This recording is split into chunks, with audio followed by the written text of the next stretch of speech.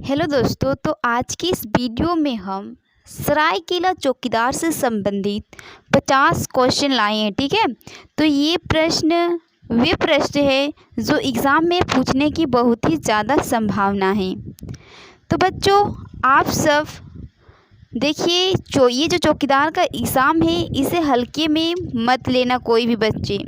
और ये जो चौकीदार की जो वैकेंसी है, ये अपॉर्चुनिटी है आप सबका नौकरी लेने का। ठीक है, तो सभी बच्चे अच्छे से एग्ज़ाम की भी तैयारी करें और फिजिकल का भी तैयारी करें। और ये मौका चौकीदार का किसी भी बच्चे, जो भी बच्चे हमारे इस वीडियो को देख रहे हैं, वे सारे बच्चे को मैं बता देना चाहती हूँ कि इस बार ये चौकीदार के एग्ज़ाम मिक्स नहीं होना चाहिए। इस बार एक वर्दी आपके नाम का भी होना चाहिए। तो चलिए बच्चों, ज़्यादा टाइम न गंवाते हुए वीडियो को स्टार्ट करते हैं। तो आज का हमारा पहला प्रश्न है, सरायकेला जिला की स्थापना कब किया गया था? ऑप्शन नंबर बी 2001 में। नेक्स्ट प्रश्न को बढ़ते हैं, सरायकेला जिला के वर्तमान में डीसी कौन है, यानी कि उपायुक्त कौन है? आंसर है option number A Ravishankar Shukla. Seraikela के वर्तमान वरिष्ठ पुलिस अधीक्षक कौन है, यानी कि एसएसपी या फिर से एसपी भी बोल सकती हो। तो ये है option number C Mukesh Kumar Lunayat. निम्न में से कौन सी नदी पर चांडिल बांध बनाया गया है? तो इस प्रश्न का सही आंसर होगा ऑप्शन नंबर डी स्वर्णरेखा नदी पर चांडिल बांध बनाया गया है। सुरु जलाशय परियोजना की शुरुआत कब की गई थी? तो आंसर है आपका ऑप्शन नंबर बी 1972 को सुरु जलाशय परियोजना की शुरुआत किया गया था। छऊ नृत्य का जन्म स्थान कौन से राज्य को माना जाता है? तो इस प्रश्न का सही आंसर होगा ऑप्शन नंबर ए झारखंड को छऊ नृत्य का जन्म स्थान माना जाता है।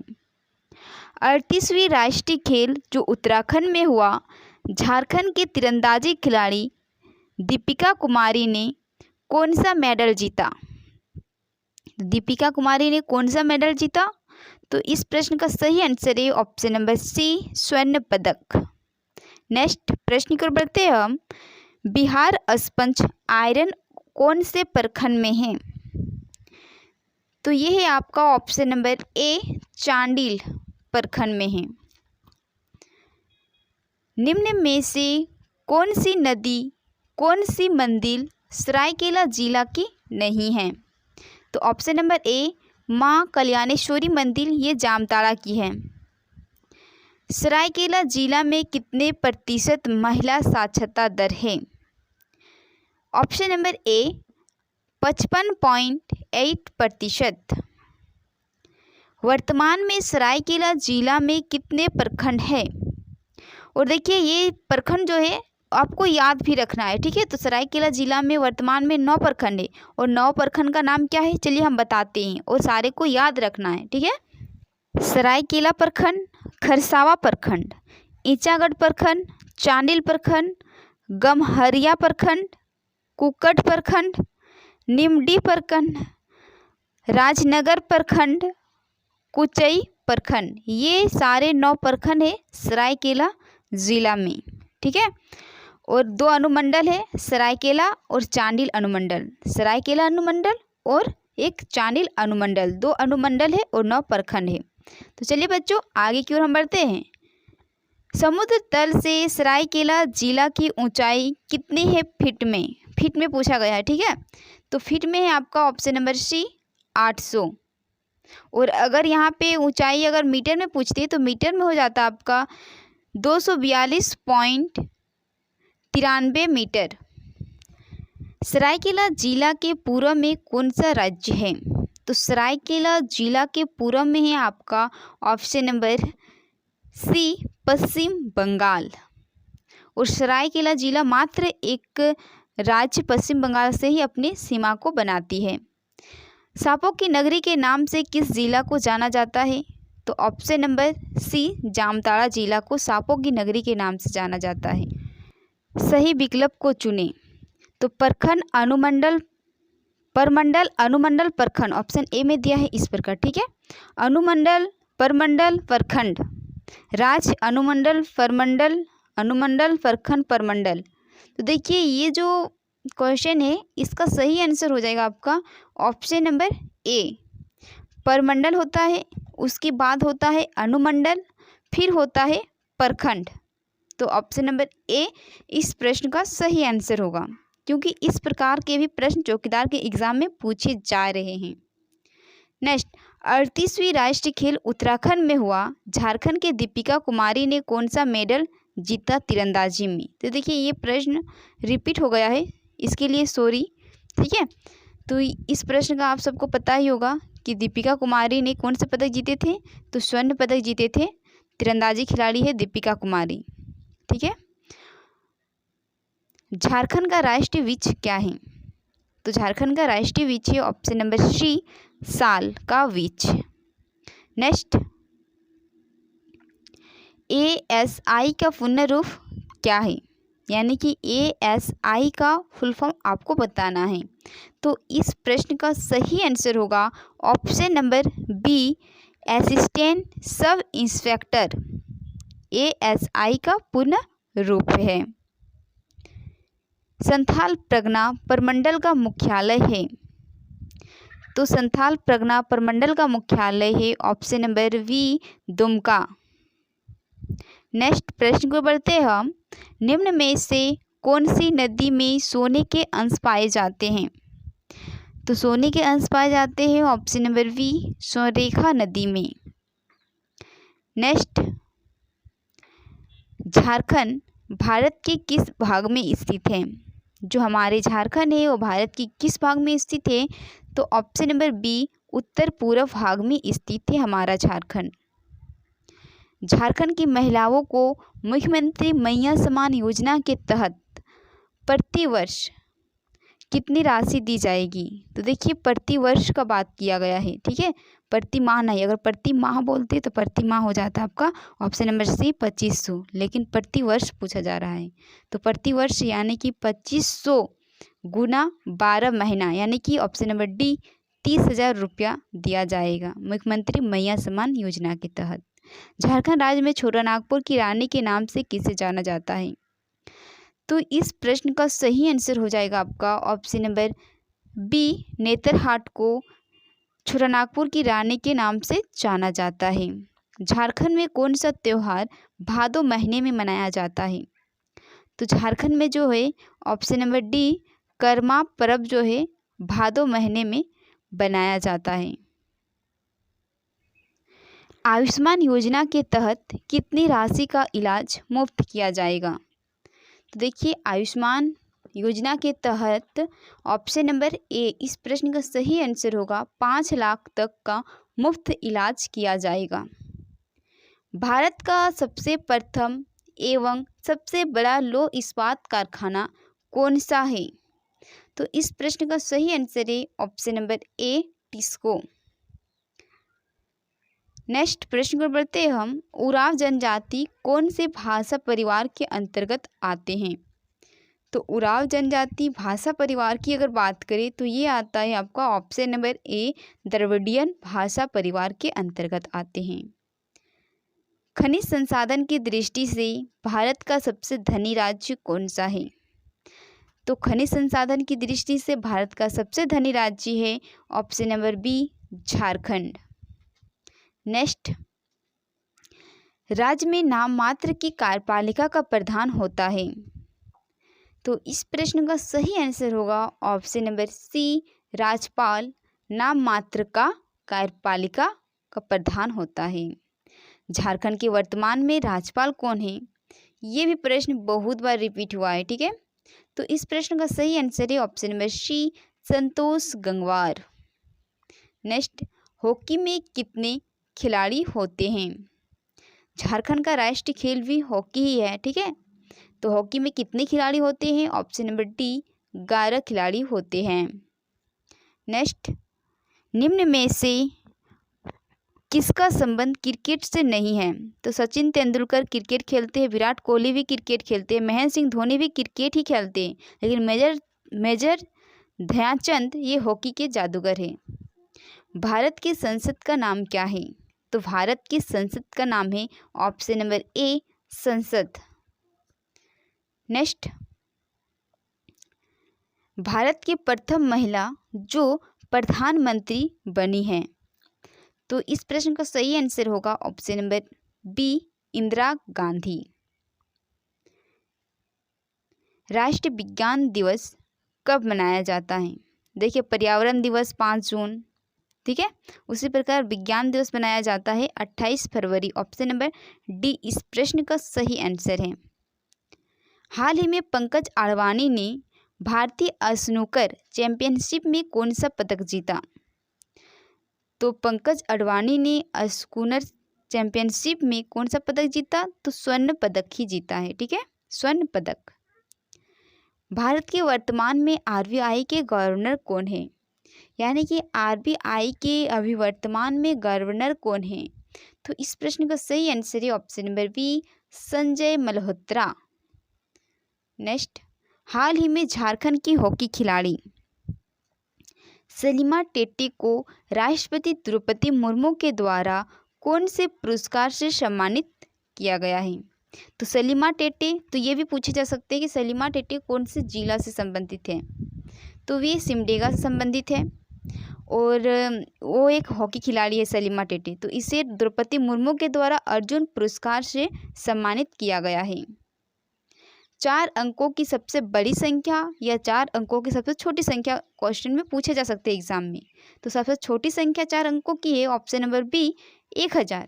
लेकिन 4 अंकों की अगर सबसे बड़ी संख्या पूछे जाती है एग्जाम में तो वो हो जाता है ऑप्शन नंबर सी 9999, ठीक है, 4 अंकों की सबसे बड़ी संख्या। निम्न में से कौन सी संख्या सबसे बड़ी है? तो सबसे बड़ी कौन सी संख्या है? तो इस प्रश्न का सही आंसर हो जाएगा ऑप्शन नंबर सी √81 जो है सबसे बड़ी संख्या है। एक किताब का दाम 400 रुपया है, 5% का छूट दी जाती है, अब किताब के लिए हमें कितना रुपया देना पड़ेगा? तो देखिए, हम एक बुक स्टोर गए, वहाँ पे एक हम बुक खरीद रहे हैं, ठीक है, तो उस बुक का दाम 400 रुपया है। लेकिन दुकानदार से देखिए हम सब तो बोलते हैं ना कि कुछ तो डिस्काउंट दीजिए अंकल, तो वो बोल रहे हैं कि ठीक है बच्चों, आप सबके लिए हम 5% का छूट दे देते हैं। देखिए, बुक का दाम था 400 रुपया, लेकिन वो 5% का छूट दिया, तो ये भी तो तुम्हें पता होना चाहिए ना कि कितना देंगे अब हम उसको, ठीक है। तो उसके लिए हम क्या करेंगे, अगर आप 400 जो है ना उसका 5% निकालें, ठीक है, 400 का 5%, तो 400 गुना 5 बटा 100, तो ऊपर का 2 जीरो नीचे का 2 जीरो कट गया यार, 5 चौके 20 हो गया, यानी कि 20 रुपया का हमें छूट मिल रहा है। तो यानी कि 400 रुपया में हमें 20 रुपये का छूट मिल रहा है, यानी देना हमें कितना पड़ेगा? तो 380 रुपया। ऑप्शन नंबर ए इस प्रश्न का राइट आंसर होगा, ठीक है। तो नेक्स्ट आगे बढ़ते हैं हम। 20 गुना 10 प्लस ब्रैकेट में 100/5 ब्रैकेट बंद इक्वल टू व्हाट, ठीक है। तो देखिए 20 को गुना करेंगे 10 से, यानी कि यहाँ पे हमारा 200 हो जाएगा, प्लस 100 को भागा करेंगे 5 से, तो 5 दूनी 10, यहाँ पे हमारा 20 आया, तो 200 प्लस 20 कितना होगा? तो 220। तो इस प्रश्न का बी आंसर सही होगा, ठीक है, 220। साक्षर का विलोम शब्द होता है, तो साक्षर जो शब्द है ये हिंदी शब्द है, तो साक्षर का विलोम होता है ऑप्शन नंबर डी निरक्षर, साक्षर का निरक्षर। नेक्स्ट, नी प्लस रस में कौन सा शब्द बनता है? तो नी प्लस रस में बनता है आपका ऑप्शन नंबर बी नीरस। नेक्स्ट, विद्युत धारा को मापने के लिए किस उपकरण का उपयोग किया जाता है? तो विद्युत धारा को मापने के लिए एमीटर का उपयोग किया जाता है। निम्न में से कौन सही संबंध को नहीं दर्शाता है? माता पिता सही संबंध को दर्शा रहा है, चाचा चाची भी सही को दर्शा रहा है, मामा मामी भी सही को दर्शा रहा है, लेकिन बेटा बेटी जो है ये गलत संबंध को दर्शा रहा है। विटामिन सी का मुख्य स्रोत क्या है? तो विटामिन सी में आपका खट्टे फल पाए जाते हैं, ठीक है। तो ऑप्शन नंबर ए आम विटामिन सी का मुख्य स्रोत है।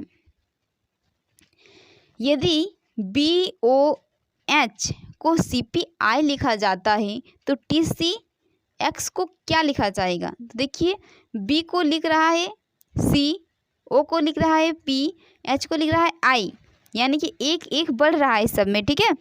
तो उसी प्रकार TCX यानी कि T में एक बढ़ाएंगे हम, यानी कि U, C में एक बढ़ाएंगे हम तो D, X में हम एक बढ़ाएंगे तो Y, यानी कि UDY ऑप्शन नंबर बी इस प्रश्न का सही आंसर हो जाएगा। ये रीजनिंग का प्रश्न है, ठीक है। नेक्स्ट, ये भी रीजनिंग का प्रश्न है। राम अपने घर से उत्तर की ओर 9 मीटर चलता है, फिर पूर्व की ओर 12 मीटर चलता है और अपना स्कूल पहुंच जाता है। तो बताइए कि राम का घर और उसकी स्कूल के बीच कितनी दूरी है? तो देखिए ये राम है और ये उत्तर की ओर जाता है, कितना जाता है? तो 9 मीटर जाता है। उसके बाद राम पूरब की ओर मुड़ जाता है और फिर से कितना मीटर चलेगा? तो 12 मीटर चलेगा। तो अब राम अपना स्कूल तो पहुंच गया, तो राम का स्कूल और उसके घर के बीच की दूरी कितना है ये हमें बताना है, ठीक है। तो इसे हम निकालेंगे पाइथागोरस प्रमेय से। पाइथागोरस प्रमेय से हम इसे निकालेंगे h² equal to p² plus b²। तो h² h यानी कि कण, तो कण हमें निकालना है h², ठीक है, इक्वल टू p²। तो p हम मान लेते हैं 9 और b² मान लेते हैं 12, ठीक है। तो 9 का स्क्वायर हो जाएगा 81 और 12 का स्क्वायर 144, यानी कि दोनों को अगर हम प्लस करेंगे तो 225 और इधर हमारा h² इक्वल टू 225। तो h इक्वल टू √225। तो √225 जो होता है ये 15 का रूट होता है, यानी कि ऑप्शन नंबर बी इस प्रश्न का सही आंसर हो जाएगा 15। तो स्कूल और उसके घर के बीच की दूरी कितना है? 15 मीटर। और ये प्रश्न हमारा लास्ट प्रश्न है, ये भी रीजनिंग का ब्लड रिलेशन से है, ठीक है। तो देखिए ये प्रश्न जो भी बच्चे पढ़े होंगे तो वो तो तुरंत बना लेंगे, लेकिन जो बच्चे नहीं पढ़े होंगे तो देखिए हम आपको बिना कॉपी कलम के ये प्रश्न बनाने का तरीका बता रहे हैं। मीना जो है, देखिए मीना को मान लीजिए एक मीना है और मीना को अपना माँ ही मान लीजिए आप सब भी, ठीक है। तो मीना का पुत्र है अमर, अपने आप को मान लीजिए अमर, और मीना अमर की माँ है यानी मेरी माँ हो गई मीना। अमर अपने आप को मानिए और मीना जो है अपने माँ को मानिए, ठीक है। तो मीना का पुत्र है अमर।